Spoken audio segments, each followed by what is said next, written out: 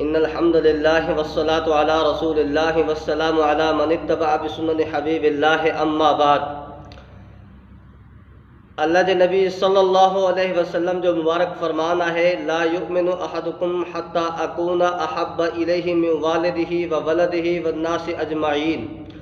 तहामा को भी कामिल मोमिन ऐसी ताईं नथो थी सके जैसी ताईं मां मोहम्मद करीम सल्लल्लाहु अलैहि वसल्लम सां पंहिंजी औलाद, पंहिंजे रिश्तेदारनि, मिटनि माइटनि ऐं पंहिंजी जान खां वधीक प्यार न रखे।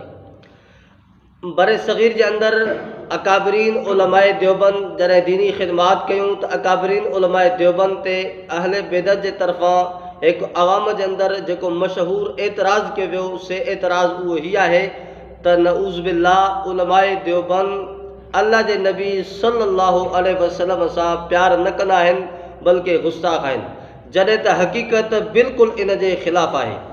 अवां जे साम्हूं असां चंद वाक़ियात उलमाए देवबंद जा साम्हूं रखूं पिया। अवां पाण नाज़रीन फ़ैसिलो करे सघो था।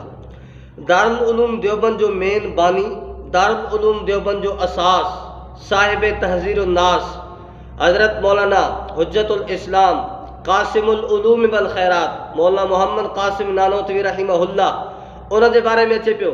हज़रत नानोतवी रहमतुल्लाह अलैह जे बारे में 1857 जी जॾहिं जंग लॻी, उन खां बाद 1857 जी जंग खां बाद में अंग्रेज़ हज़रत नानोतवी रहमहुल्लाह जी गिरफ़्तारी जा आर्डर जारी करे पियो।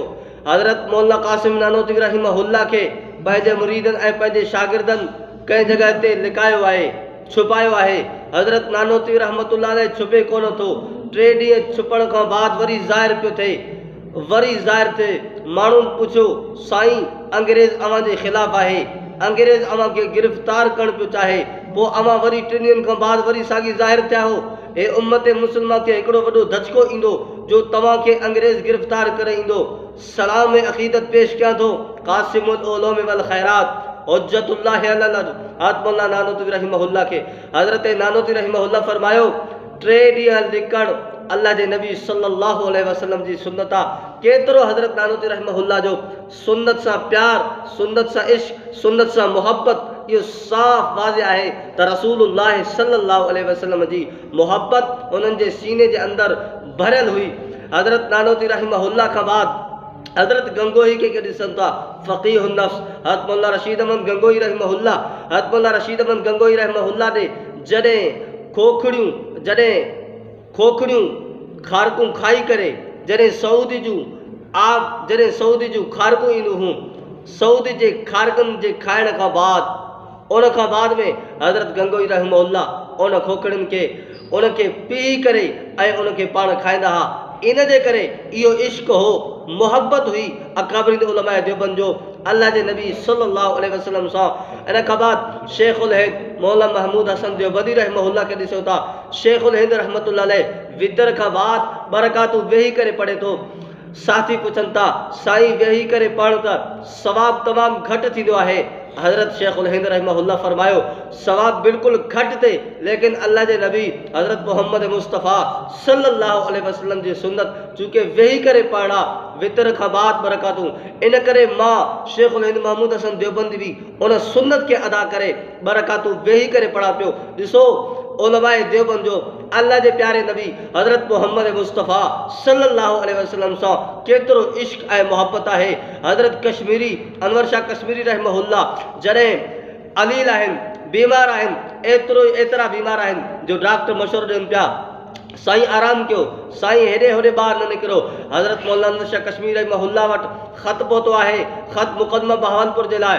बहावलपुर में जॾहिं ख़त्म नबूवत जो मसइलो अचे पियो, हज़रत मौलाना अनवर शाह कश्मीरी रहमतुल्लाह अलैह सख़्त अलील ऐं बीमार आहे, बावजूद इन जे हज़रत कश्मीरी रहमहुल्लाह फरमायो इन ख़त्म नबूवत जो मुक़दमो मां लड़ंदुसि। हज़रत कश्मीरी रहमहुल्लाह दारुल उलूम देवबंद खां हलियो आहे। बहावलपुर जे अंदरि बहावलपुर जे अची करे अहमदपुर शर्तिया रियासत जे अंदर अची करे हज़रत नानोती रहमत हज़रत कश्मीरी रहमतुल्लाह अलैह ख़त्म नबूवत जो मुक़दमो लड़े पियो 5 घंटा तकरीर करे पियो ख़त्म नबूवत जी जे बारे में ऐं ख़त्म नबूवत जी वकालत करे पियो। हे इश्क पैगंबर अलैहिस्सलातु वस्सलाम सां हो इन जे करे एतिरो सफ़र करे पियो बावजूद अलील हुजण जे। इन खां बाद हज़रत मौला मदनी शेखुल इस्लाम वल मुस्लिमीन मौला हुसैन अहमद मदनी रहमहुल्लाह के ॾिसूं था। मौला हुसैन अहमद मदनी रहमतुल्लाह अलैह जॾहिं रोज़े रसूल सल्लल्लाहु अलैहि वसल्लम ते वञे पियो उते सलाम करे पियो अस्सलामु अलैकुम या जद्दी ए सलाम हुजे तोते ए मुंहिंजा नाना। तॾहिं रोज़े रसूल सल्लल्लाहु अलैहि वसल्लम जे अंदरां आवाज़ अचे पियो वालेकुम सलाम या वलदी ए मुंहिंजा पुट मुंहिंजी औलाद तोते सलाम हुजे। हे उलमा देवबंद जो इश्क मुस्तफ़ा है। इहो ई मौला हुसैन अहमद मदनी रहमतुल्लाह अलैह जॾहिं सऊदी जे अंदर वञे पियो 20 साल मुसलसल अल्लाह जे नबी सल्लल्लाहु अलैहि वसल्लम जे हदीस जो दर्स दे पियो। इन खां बाद हज़रत मौलाना मदनी रहमतुल्लाह अलैह एक दफ़ा दारुल उलूम देवबंद जो सदरुल मुदर्रिसीन आहे।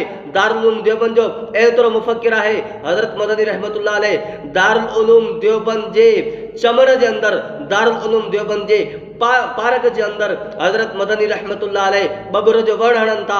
उन वक़्त में हज़रत मदनी रहमहुल्लाह खे चयो वञे थो साईं इन जे अंदर न को फ्रूट आहे न मेवात आहे इन जो को फ़ाइदो कहिड़ो आहे।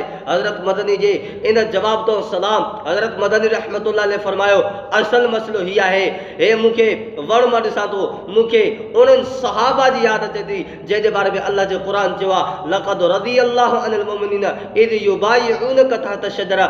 मूंखे उन वण जो तज़किरो यादि अचे पियो उन वण जे वण जे हेठां अल्लाह जे नबी सल्लल्लाहु अलैहि वसल्लम 1400 सहाबा किराम अलैहिम रिज़वान खां बैयत सुलह हुदैबिया जे वक़्त में बैयत वरिती आहे। मां उन वण जी यानी यादि में ए वण ॾिसंदो आहे मूंखे उहा सुनत यादि ईंदी आहे। एतिरो प्यार उलमाए देवबंद जो अल्लाह जे नबी सल्लल्लाहु अलैहि वसल्लम जी मुबारक सुन्नतुनि सां एतिरी मोहब्बत अल्लाह जे नबी सल्लल्लाहु अलैहि वसल्लम सां एतिरो प्यार ऐं मोहब्बत जे बावजूद भी इन्हनि उलमाए देवबंद ते गुस्ताखी जो फतवाऊं कुफ्र जो फतवाऊं आले बिदत जे तरफ़ां सरासर बातिल ऐं कूड़ आहिनि। ऐं हुज्जतुल इस्लाम वल मुस्लिमीन शेखुल इस्लाम हज़रतुल उस्ताद मोहतरम पीर तरीक़त मौला मोहम्मद इलियास गुम्मन हाफिज़हुल्लाह जो इश्क मुस्तफ़ा ॾिसंदव तव्हांखे बाक़ायदा नज़र ईंदो। हज़रतुल उस्ताद मोहतरम मौला मोहम्मद इलियास गुम्मन साहिब हाफिज़हुल्लाह केतिरो इश्क आहे। जेल जे अंदर भी तव्हांखे शरह शमाइल तिरमिज़ी लिखंदे ज़ुबदतुश शमाइल तव्हांखे नज़र ईंदो। 9 ॾींहंनि जे अंदर शरह मार्केट जे अंदर अची चुकी आहे। हज़रत उस्ताद मोहतरम दामत बरकात हम जो इश्क मुस्तफ़ा ॾिसंदो जो उस्ताद मोहतरम तव्हांखे दुरूद शरीफ़ जी फ़ज़ाइल ते दुरूद सलाम किताब लिखंदे नज़र ईंदो। अकाबरीन उलमाए देवबंद हमेशा आशिक रसूल हुया आहिनि ऐं रहंदा। ऐं अल्हम्दुलिल्लाह ताला अकाबरीन उलमाए देवबंद जो झुकायत मेहनत उलमाए देवबंद जो इश्क सारी दुनिया के अंदर फैलियल है। इन करे अहले बातिल अहले बिदत जूं ये फतवाऊं तमाम गलत ऐं मरदूद आहिनि। अल्लाह तबारक व तआला खां दुआ आहे उलमाए देवबंद जी सही तर्जुमानी करण जी तौफ़ीक़ अता फरमाए।